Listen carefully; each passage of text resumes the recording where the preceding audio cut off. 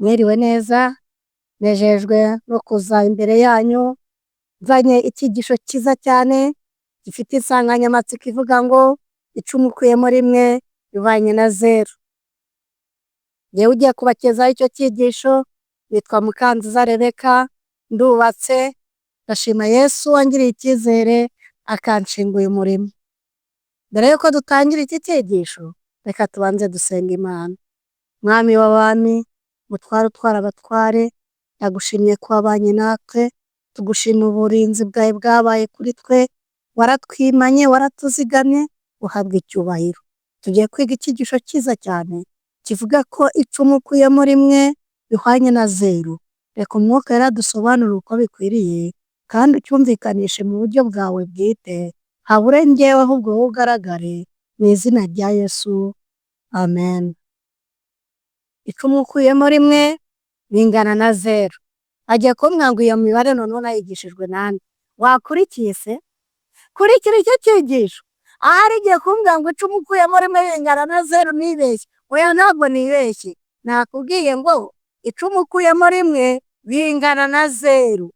Mbese iyo mibare warize? Ngaho mbwira nimba warize. Wari uzi se ko icumi ukuyemo rimwe bingana na zeru? Kurikira iki cyigisho, urahava ushima Imana, uvuga uti n'iri somo ndarimenye, ndashima Data twese mwiza, watumye uyu mubyeyi aza hano kugira ngo atwigishe, noneho tugasobanukirwa neza ko icumi ukuyemo rimwe bingana na zeru. Imana ibahe umugisha, kandi ndakurarikira ukurikiranye kino cyigisho, ni ukuri ndaguhendahenda mu izina rya Yesu Kristo, kugira ngo kirangize urahava ushima Imana. Imana ibampere umugisha. Icumi ukuyemo rimwe bihwanye na zeru. Ingingo turi bwibandeho nta yindi, turi bwigane ukuntu icumi ukuyemo rimwe bingana na zeru. Ahari nawe niba uzi ukuntu babara, ukambwira ngo icumi ukuyemo rimwe bingana n'icyenda, ubizane, nemera ibitekerezo byanyu, mwabimpa muri komenti mukabimpa, nta kibazo gihari. Ikibazo cyose mukizane kuri komenti tuzakiganiraho. Icumi ukuyemo rimwe bingana na zeru. Kugira ngo iyi ngingo turi buganire isobanuke neza kandi icengere, turi butange ibisobanuro byihariye by'uburyo twabazemo. Igisubizo giterwa n'ibikoresho byakoreshejwe.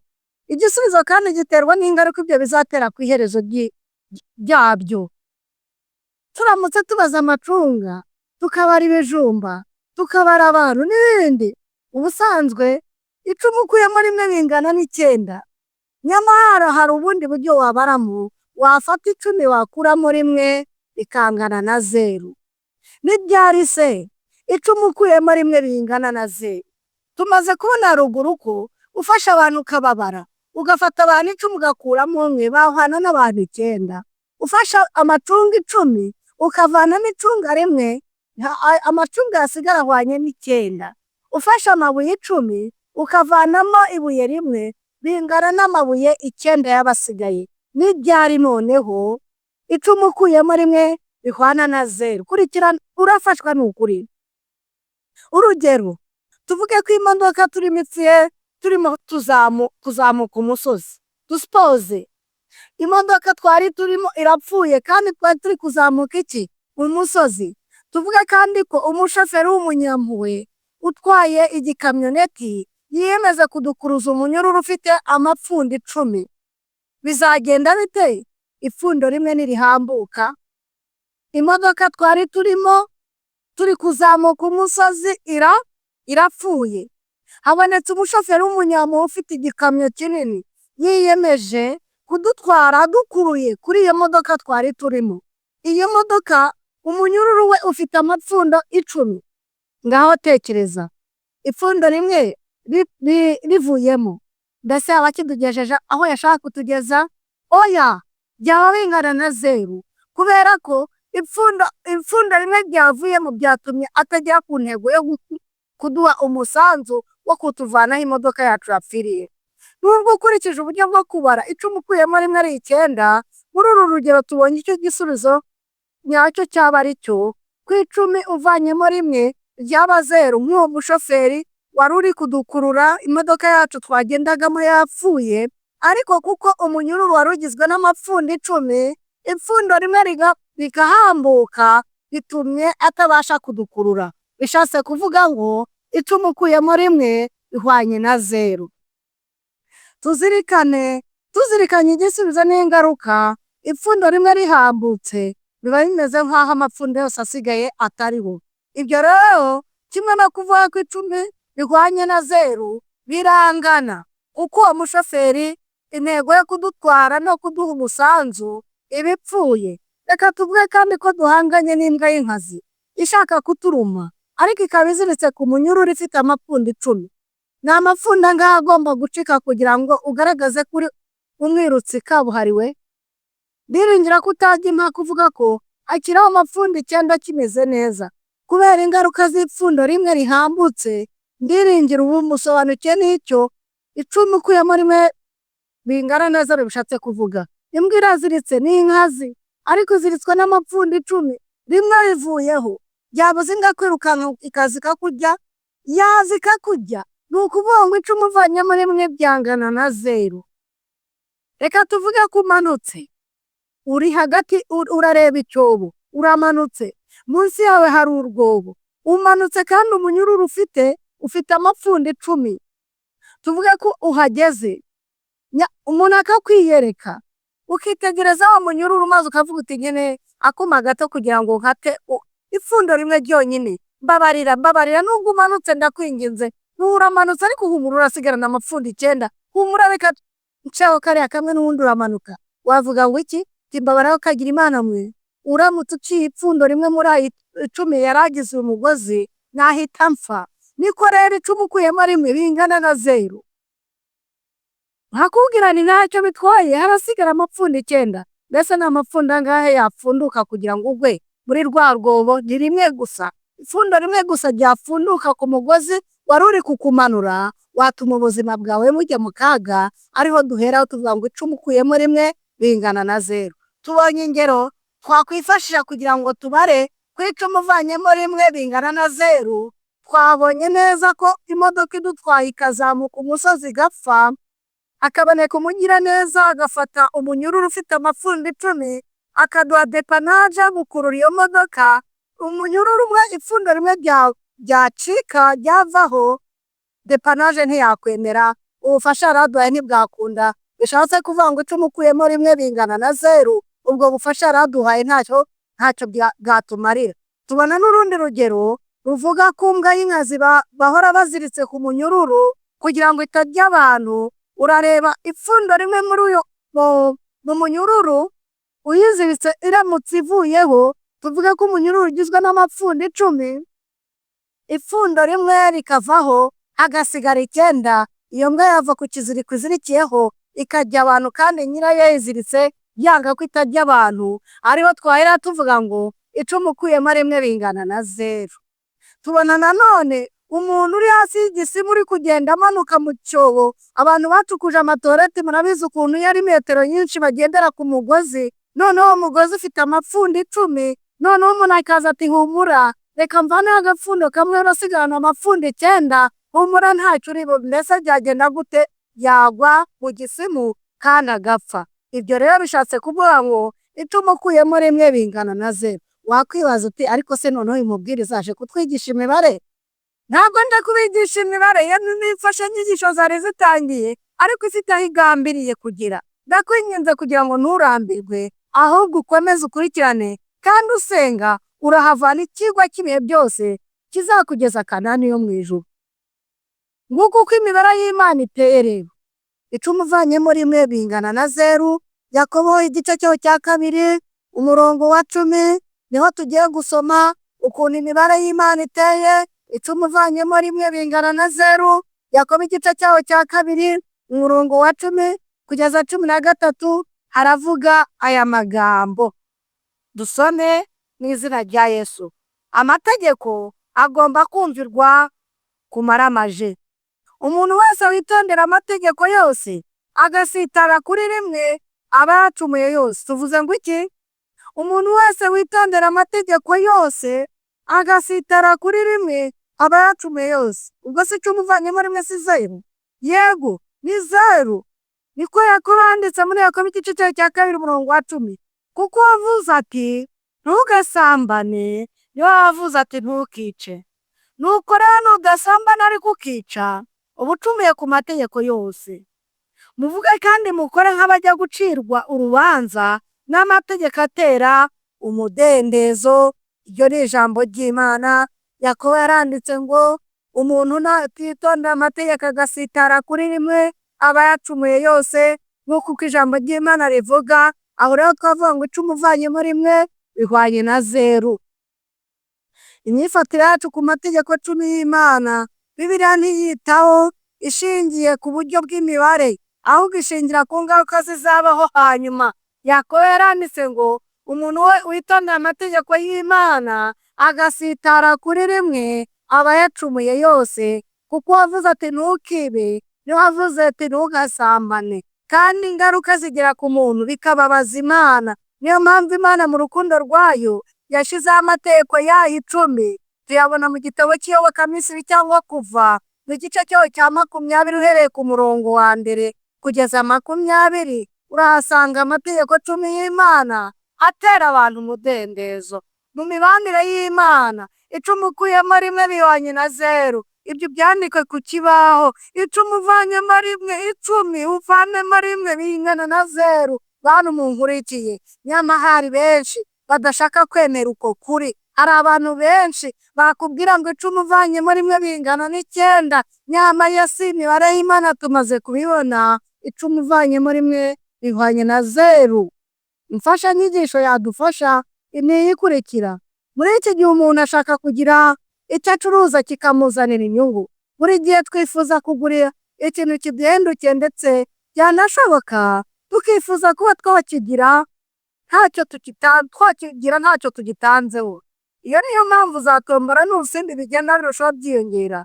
Nacyo gituma abantu ibihumbi n'ibihumbi bashobora kugira icyo bimarira batindahaye, ubu bakaba basabiriza.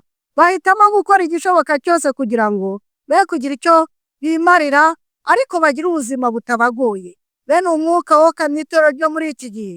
Hari abantu benshi bashaka idini riboroheye, bashaka idini ridohora, idini ritihambira ku nshingano yaryo, idini ritumvira Imana, idini ritita ku mategeko. Nyamara nta nzira n'imwe igana mu ijuru yoroshye. Uzaribaza abatubanjije, uzayibaza Yesu Kristo wabaye kuri ino si, uzayibaza intumwa zakoze umurimo mu buryo bugoye ndetse zigapfa urupfu rutandukanye. Nta kintu wabona utiyushya kuya. Abantu barashaka kugira ibintu byinshi bagira mu miryango yabo, ariko bakanga gukora. Abantu bagakishora muri za tombora. Umuntu agahitamo umuco wo gusaba pe. Uzababona ku mihanda benshi basabiriza bafite n'imbaraga zo kuba bakora. Abo rero byokamye n'amadini yose menshi muyo tubona muri iki gihe akoroshya ibintu, maze ntashaka kuvuga ko gusambana ari icyaha, ntashaka kuvuga ko kwiba ari icyaha, ntashaka kuvuga ko gusuzugura Imana ari icyaha. Oya, nibakora ibiboroheye buri wese akora icyo ashaka apfa kubakorera Imana. Ugakora nk'uko ubyumva kugira ngo ukunde ubone abayoboke. Oya, bene umwuka wekamye itorero ryo muri iki gihe. Hari abantu benshi bashaka idini riboroheye, bashaka idini ridohora, idini ritihambira ku nshingano zaryo, idini ritumvira Imana, ritita ku mategeko y'Imana. Nyamara nta nzira n'imwe igana mu ijuru yoroshye. Uzayibaza Bibiliya, uzabona uko abagabo n'abagore b'intwari bakoreye Imana kandi banezerewe. Bona nubwo babisabye kubihamisha kashe y'amaraso yabo, ntago batinye, bagendaga banezerewe, bagaharanira umudendezo w'umutimanama wabo kubwo kumvira Imana yaremye ijuru n'isi n'inyanja. Aba bantu bafata amategeko y'Imana bakajya bayagabanyaho. Ugasanga amategeko y'Imana yaragabanijwe, iri gutsinda ukavanamo ukanishigikira. Nyamara amategeko y'Imana ntabwo yigeze avaho. Oya rwose turabibona mu nzandiko zera. Nusoma Bibiliya urabona yuko amategeko y'Imana Yesu atayavanyeho. Nusoma muri Bibiliya urabona ko amategeko y'Imana intumwa zitigeze ziyavanaho. Nusoma Bibiliya urabona ukuri kose. Ariko se mubaze, ufite umwanya wo kuyisoma? Ufite umwanya wo kubona izindi nkuru? Ufite umwanya wo gukora bizinesi zawe? Ariko umwanya wo gusabana na Data twese ngo umenye amakuru y'uru rugendo ntawo dufite. Imana itubabare duhe intangiriro rishya. Abo bantu bafata amategeko y'Imana bakajya bayagabanyaho, bibwira ko bihagije gukomeza umugabane munini wayo, ntibibabuze gukomeza kwibera abakristo beza banogeye Imana. Ugasanga Bibiliya imwe warayihinduye, ugasanga rimwe urabyemera irindi ntubyemera, kumva ko uri umukristo mwiza. Bibwira kandi ko kutumvira itegeko rimwe atari ikosa rikomeye. Byongeye kandi bene umuntu kandi babona nyine ibyo umuntu areba, bavuga ko abo bandi ari abakristo beza. Urumva ukagabanyuka ati ndi umukristo mwiza, pfa kuba nemerwa n'Imana, ariko amategeko si ngombwa, nyamara icyo umukuye muri mumenye ko ari zeru. Nyamara Imana nireba ibyo abantu bareba. Ibivugaho iki muri Yakobo igice cya 2:10? Uwubahiriza amategeko agasitara kuri rimwe aba yacumuye yose. Niyo mpamvu dusabwa kwihana kumvira Imana tubikuye ku mutima, kandi icyo Bibiliya itubwira tukagikurikiza. Urugero, umugore yarebaga aho bakina umukino wa tenisi, kubera ko atarasobanukiwe n'amategeko agenga uwo mukino, yatangaye agira ati ni kuki mutavanaho ruriya rushundura muruvanye se sibwo umukino warushaho kugenda neza? Yibwiraga ko urushundura rwabangamiraga abakinnyi kubera ko buri gihe umupira warwikubitagaho. Ariko se mbabaze, umukino wa tenisi udafite urushundura waba ari umukino ki? Ntabwo yarasobanukiwe n'amategeko agenga umukino. Abanga amategeko agenga inzira ihesha agakiza ntibasobanukiwe na gahunda yo gukiza umuntu. Nta shiti, turemeranya no mu Rwambere rwa Yohana igice cya 3:4 ko nitwirengagiza amategeko tuba ducumuye, kandi abacumura nibo bakiri mu buntu bwayo. Abigizaho amategeko ntibasobanukirwa n'icyo bakora. Imana itubabarire. Aribo bibwira ko bashaka gukizwa ngo bagere mu bwami bwo mu ijuru batagomba gukurikiza amategeko y'Imana. Ibyo ni ikosa. Baravuga bati dore icyo Yesu abwiye uwo musore w'umukire muri Yohana igice cya 10, muri Matayo igice cya 19 umurongo wa 16. Reka tuhasome Matayo igice cyaho cya 19, turebe ibyo Yesu yabwiye umusore w'umukire. Umurongo wa 16 haravuga ngo uko itorero rikwiriye kugenza uwanze guhanwa. Turareba ku murongo waho wa 16. Ariko natakumvira umuteza undi cyangwa babiri, ijambo ryose rikomere mu kanwa k'abagabo babiri cyangwa batatu, kandi niyanga kumvira abo uzabibwira itorero, nicyanga kumwumvira naryo azakuba nk'umupagani cyangwa umukoresha w'ikoro. Matayo igice cyaho cya 19 umurongo wa 16 haravuga aya magambo iby'umusore w'umutunzi. Nuko umuntu azahari aramubaza ati mwigisha mwiza, nkore cyiza ki ngo mpabwe ubugingo buhoraho? Nawe aramusubiza ati mwitire iki mwiza?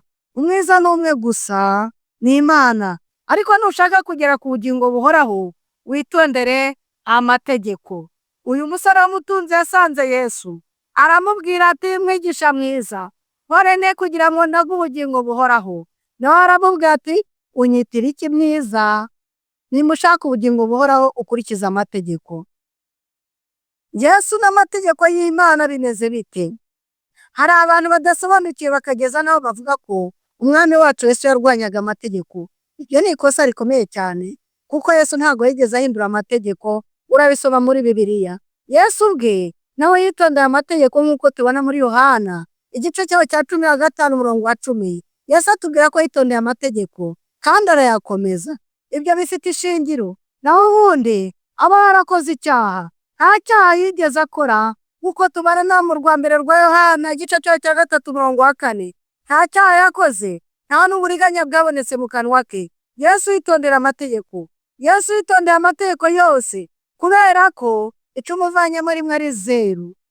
Hari abavuga ko Yesu yahinduye amategeko. Ibyo nabyo ni ibinyoma. Nujya muri Bibiliya yose ukareba mu nzandiko zera, ugahera mu itangiriro ukagera mu byahishuwe, ni ukuri pe, uzasanga Yesu umwami wawe, umukiza wanjye, atarigeze ahindura amategeko. Ibyo ni ibinyoma rwose, barabeshya.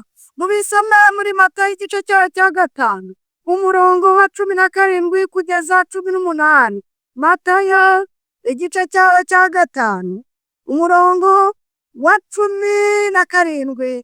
Yesu umwami wanjye umwami wawe aravuga ngo Yesu ntiyazanywe no gukuraho amategeko. Mwitekereza ko naje gukuraho amategeko cyangwa ibyahanuwe. Sinaje kubikuraho ahubwo naje kubisohoza. Kandi ndababwira ukuri yuko ijuru n'isi kugeza aho bizashirira amategeko atazavaho inyuguti imwe cyangwa agace kayo gato kugeza aho byose bizarangirira. Haleluya! Amategeko ntabwo Yesu yigeze yavanaho, nta n'umwe yavanyeho, nta n'undi mu nzandiko ze uzabona ko amategeko y'Imana yavuyeho. Ese nkubaze, mu rugo iwawe ugira amategeko agenga umuryango wawe, igihugu kigira amategeko kigenderaho, abana mu rugo bahabwa amategeko n'amabwiriza y'ababyeyi babo abana bagomba kugenderaho. Imana y'Umuremyi wacu ntifite amategeko aranga ingoma y'ijuru. Imana nayo ifite amategeko, niyo mpamvu yabwiye Mose kugira ngo tuyakurikize. Kandi umuntu wese w'umutahajuru arasabwa kumvira Imana bikuye ku mutima. Ibyo udasobanukiwe ugasenga, ugasaba Imana ikaguha undi mucyo, ikakumenyesha ukuri kwayo. Ariko umenye neza ko icumi uvanyemo rimwe bihwanye na 0. Yesu rero ntabwo yazanywe no guhindura amategeko. Ubibona muri Matayo igice cyayo cya 5 umurongo wa 18. Ubwo agikomereje ijuru n'isi ahabyo, amategeko ntashobora guhinduka. Mu gihe cyose ijuru n'isi bikiri ahabyo, ntabwo amategeko azavaho na gato. Bityo rero Yesu ntiyahinduye amategeko, nta n'uwo yahaye uburenganzira bwo kuyahindura. Uzabisoma ubinyandikiye muri komenti, nzakugurira telefone zanjye zirazwi, umbwire ngo nabonye umuntu Imana yahaye uburenganzira bwo guhindura amategeko 10 y'Imana, ubinsomere mu nzandiko zera, nzakugurira. Tuzafatikanya kunonosora iryo somo, ariko ndaguhamiriza nkomeje ko nta hantu uzasanga havuga yuko Imana yakuyeho amategeko yayo. Oya rwose, bitari ibyo rero wazajya wihica abandi, ukabona umuntu afite ibintu ugafata, kuko nta tegeko ribuzanya kwiba rihari. Nta tegeko rivuga gusambana, wazajya ufata umugore w'abantu ugahita ati ngwino n'ibya rubanda, kuko nta tegeko rivuga ngo ntugasambane rihari. Wazajya ufata ubonye. Imana ifite amategeko ayigenga, kandi ni ukuri. Niyo mpamvu tugomba kwigenzura tukareba imibereho yacu, ndetse tukagerageza kumenya ibyo umwami Imana ashaka. Iteka mujya muzirikana ko icumi uvanyemo rimwe bingana na 0. Icumi uvanyemo rimwe bingana na 0. Imfashanyigisho nabaha ni iyihe? Birashimishije kumenya ko kuri iyi si hari ibintu bimwe bidahinduka, kandi ku isi ihindagurika ry'ibintu ari nk'ihame. Urugero, 2 wongeyeho 2 bibyarana 4, bihwanye na 4. Ingiye ngombwa isi ikeneye kugira ngo ibe yizenguruka, nacyo nticyahindutse. No ku mategeko y'Imana niko bimeze, ntabwo amategeko y'Imana yigeze avaho. Umunyazaburi yaravuze ati amategeko y'Uhoraho aratunganye. Ubisome muri Zaburi igice cyayo cya 19 umurongo wa 7, hatubwira ko amategeko y'Uwiteka rwose atunganye kandi asubiza intege mu bugingo bwacu. Amategeko nicyo gipimo gipima ibitekerezo, ibikorwa ndetse n'amabwiriza bikwiye gupimirwaho. Yesu yavuze igihe agomba kubara. Matayo igice cyayo cya 5 umurongo wa 17 kugeza 18.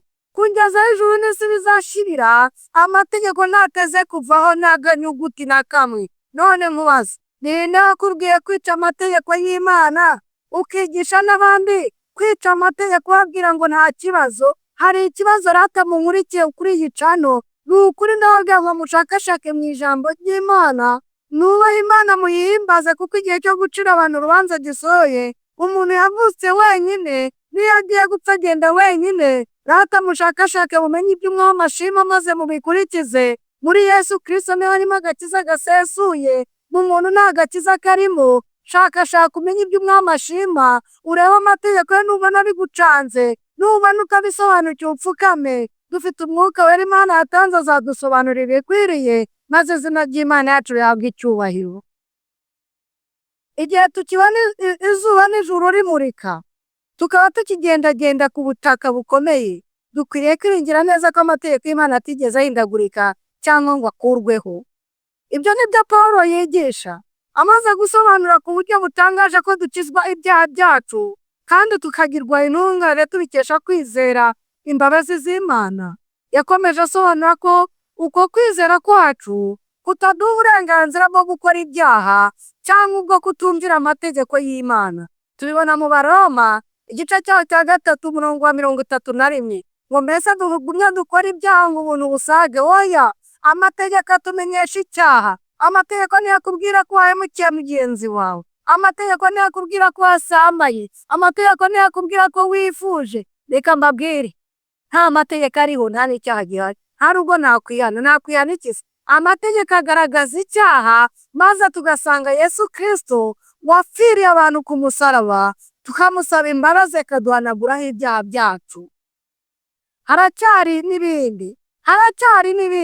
Urugero, igihe kimwe umubwiriza umwe yaravuze ati, sinkikurikiza amategeko cumi y'Imana kubera ko yakuweho ku musaraba. Ndamutse nyakurikije naba ngaragaje ko ntizeye igitambo cya Kristo, bityo bikaba nkaho urupfu rwa Kristo rwaba rubaye imfabusa ku buzima bwanjye. Uyu ni umupasiteri wabyigishaga ngo ntabwo rwose nkikurikiza amategeko y'Imana, ngo kubera ko Yesu yabambwe ku musaraba. Iyo Yesu abamba amategeko ku musaraba ntiyari kuza gupfira umuntu, kuko icyatumye apfa ku musaraba ni uko Adamu na Eva bishe itegeko ntibumvire Imana, maze igahitamo gutanga umwana wayo w'ikinege. Amategeko ntaranga imico y'Imana, ntaranga ingoma y'ijuru, ntabwo yakurwaho. Mbega kudasobanukirwa n'umurimo wazanye Yesu ku isi, mbese yapfiriye kugira ngo aduhe uruhushya rwo gukora ibyaha.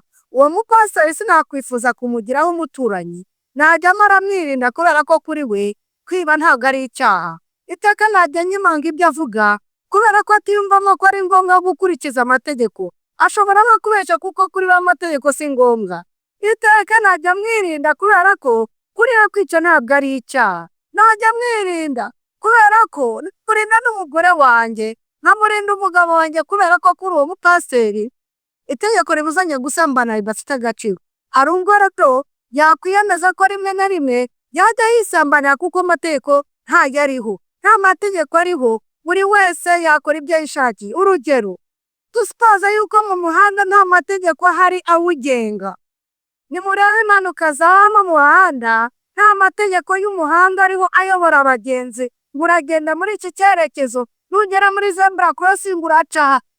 Nimurebe impanuka zaba mu muhanda utariho amategeko n'amabwiriza buri mugenzi akurikiza. None murebe, nimubare ukuntu buri wese agenda uko yishakiye mu muhanda, byatuma haba impanuka nyinshi. Hashimirwe rero inzego z'umutekano zidufasha kuyashyira mu bikorwa. Murabe agaciro, Imana ibahe umugisha, turabakunda, muri ingenzi ku buzima bwacu, Imana ibahe kurama. Ngaho nimurebe rero, nimba no mu muhanda haba amategeko kugira ngo abantu babashe kugendanirana neza, kubana neza, kugira ngo ibinyabiziga bidakora impanuka. Nimurebe nta mategeko ahari atugenga. Murebe uko umuntu yakwisambanira uko ashaka, agatwara ibyo abandi uko ashaka, agahemukira mugenzi we kuko nta tegeko ribumubuza. Niyo mpamvu amategeko y'Imana ntiyavuyeho. Natwe nk'igihugu cyacu tugira amategeko atugenga kugira ngo imibanire yacu n'abandi ibashe kurushaho kumera neza. Ndabivuga nicishije bugufi kandi nta gusebanya, ko idini iryo ari ryo ryose ridakurikiza amategeko y'Imana ari idini rirwanya Imana. Yesu ntiyapfiriye kugira ngo aduhe uburenganzira bwo gukora ibyaha. Yesu yapfiriye kugira ngo adukize ibyaha. Sigaho rero gukinisha Imana wica amategeko yayo. Hari uwahaza uti, njyewe udakurikiza amategeko 10, udakurikiza amategeko 10 ntunekerezaho iki? Rwose ndifuza kukubwira icyo ngutekerezaho, kubera ko nzi icyo Bibiliya ivuga, nyamara icyo Bibiliya ibivuga kirakomeye. N'umwana yandushije ubutwari. Nimurebe icyo yanditse muri Bibiliya cyerekeranye n'abita abakristo beza ariko badakurikiza amategeko. Mu rwandiko rwa mbere rwa Yohana igice cyaho cya 2 umurongo wa 4 haravuga aya magambo: uvuga ko muzi yitondera amategeko ye ni umubeshi, ukuri ni kuri muri we. ariko umuntu wese witondera ijambo rye, urukundo akunda Imana ruba rumaze gutunganirizwa rwose muri we. Uvuga ko amuzi ntiyitondera amategeko ye, uwo muntu Bibiliya iravuze ngo ni umubeshyi. Imana iturinde kubeshya. Igituma dukurikiza amategeko si ukugira ngo Imana idukunde, oya. Imana idukunda mbere y'uko tuyimenya, ndetse idukunda tutari twanavuka. Bibiliya itubwira ko Imana yakunze isi itararema. Ubisome muri Yohana igice cyayo cya 17 umurongo wa 24.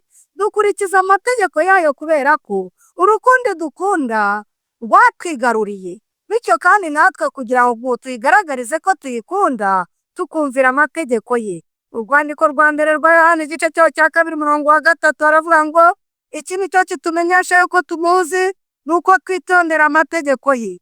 Uvuga ko muzi ntiyitondera amategeko ye ni umubeshyi, ukuri ni kuri muri we. Ndagira ngo kandi mbabwire ko amategeko 10 atari amabwiriza gusa, ahubwo ni urukundo rw'Imana. Amategeko anabanza atubwira ko dukwiye gukunda Imana kuruta uko dukunda ibindi bintu byose. Amategeko 4 abanza atubwira ko dukwiye gukunda Imana kuruta ibindi bintu byose, n'amategeko 6 aheruka atubwira ko dukwiye gukunda bagenzi bacu uko twikunda. Urugero, hari umusaza w'umukene wakundaga kuvuza umwirongi. Uyu musaza byamugendekeye gute? Uyu musaza wavuzaga umwirongi wasohokagamo amajwi yashimishaga abantu. Umuntu umwe yaje kumubaza ikibazo cyerekeranye n'umwirongi we. Yawufashe mu biganza bye afite ishema, aravuga ati, ndiringira ko umucyo mwinshi winjiye muri iki giti kandi ukaba ugisohokamo. Urukundo rukomotse ku Mana rwamaze kutwinjiramo ni rwinshi cyane, ku buryo ikintu cyoroheje cyane twabasha gukora ari uko twabigaragarisha kumvira Imana. Ijambo ry'Imana riratubwira mu rwa mbere rwa Yohana igice cyayo cya 5 umurongo wa 3, reka tuhasome. Ijambo ry'Imana riratubwira mu rwa mbere rwa Yohana igice cyayo cya 5 umurongo wa 3, haravuga ngo kuko gukunda Imana ari uko twitondera amategeko yayo, kandi amategeko yayo ntarushya. Kwitondera amategeko y'Imana bigaragaza ko wabyawe n'Imana. Umubano umuntu agira werekeza ku byerekezo bibiri. Ku ruhande rumwe hari ibyo agomba gutunganya byerekeye ku Mana, hari n'ibyo agomba gutunganya byerekeye kuri bagenzi be. Rero ni umubano werekeza ejuru ku Mana kandi ukerekeza impande kuri bagenzi be. Amategeko y'Imana nk'uko twabonye ko agabanijemo ibice bibiri. Amategeko anagaragaza ko dukwiye gukunda Imana kuruta ibindi bintu byose. Amategeko 6 akagaragaza ko dukwiye gukunda na bagenzi bacu. Ngiyo rero imico iranga Imana ni uko tuyikunda ndetse tugakunda n'abo yaremye. Umwami Imana abidushoboze. Ngana ku musozo, niba kugeza ubu twaragiye tunanirwa kumvira amategeko y'Imana cyangwa se amwe mu mabwiriza yayo, tugerageze gukurikiza gahunda Imana yashyizeho kugira ngo iturindire mu buntu bwayo. Twemere ko twibeshe tugacumura, twihane ibyaha twakoze, tubwire Nyagasani byose kandi tumusabe kutubabarira. Tuzibukire icyaha kandi tujye twumvira Imana nk'uko tubona mu Bafilipi igice cya 4 umurongo wa 13. Imana izadushoboza kuko urukundo rwa Kristo ruradushoboza. Nitwime Yesu icyo kimenyetso kigaragaza ko tumukunda nuko twumvira amategeko ye. Imana idushoboza kwakira imbaraga y'Umwuka Wera yo kumvira Imana tubikuye ku mutima, kuko umuntu wahangara kuvuga ngo Yesu yavanyeho amategeko kandi ijuru n'isi Imana yishyiriyeho bikiriho, uwo twabashije kubona ko ari umubeshyi. Kandi n'umuntu wabyigishijwe agerageza gufata Bibiliya ye ayisome neza, azasanga ko Imana itigeze ihindura amategeko, Yesu atigeze ahindura amategeko. Amategeko y'Imana agaragaza imico yayo, ntabwo Imana yigeze ihinduka. No mu ngorane ducamo igumya kutubera Imana. Abakwigishije hata Bibiliya yawe nawe wisomere, buri wese azamurika ibyo yakoze akiri mu mubiri. Reka kuba intangara, ahubwo ukurikize icyo ijambo ry'Imana rivuga. Kandi aho udasobanukiwe dufite Umwuka Wera Imana yatanze, yiteguye kutubera umujyanama. Imana itubashije kuyumvira, kandi ndahamya neza ko icyo umuvanyemo rimwe wabisobanukiwe. Iyo ufashe amategeko y'Imana ukavanamo rimwe, ni ukuri ntacyo uba ukoze, ubu yacumuye yose ahubwo dutabaze Data wa twese mwiza, atumurikire, yongere atwereke igikwiriye gukorwa. Nusanga utsindiye imbere y'Imana wihererane na Data wa twese, akwereke icyo ugomba gukora. Twumvire Imana tubikuye ku mutima, Uwiteka bidushoboze mu izina rya Yesu, amen. Dusenge. Data wa twese uri mu ijuru, turagushimye, tumaze gusobanukirwa neza ko icumu uvanyemo rimwe bingana na 0. Uturinde kubona 0, ahubwo duhe kukumvira tubikuye ku mutima. Kandi bene wacu n'inshuti zacu n'abaturanyi bacu batari bazi ko icumu ukuyemo rimwe bingana na 0, reka Umwuka Wera agaragare mu miryango yacu no mu baturanyi bacu. Reka Umwuka Wera agaragare ku bantu bawe, yumvikanisha iki cyigisho uko bikwiriye, kugira ngo njye nabo tuzahurire mu bikari byo mu ijuru. Abantu bose bankurikiye ubampera umugisha, kandi usobanura ibyo ntabashe gusobanura. Mu izina rya Yesu urakoze, amen.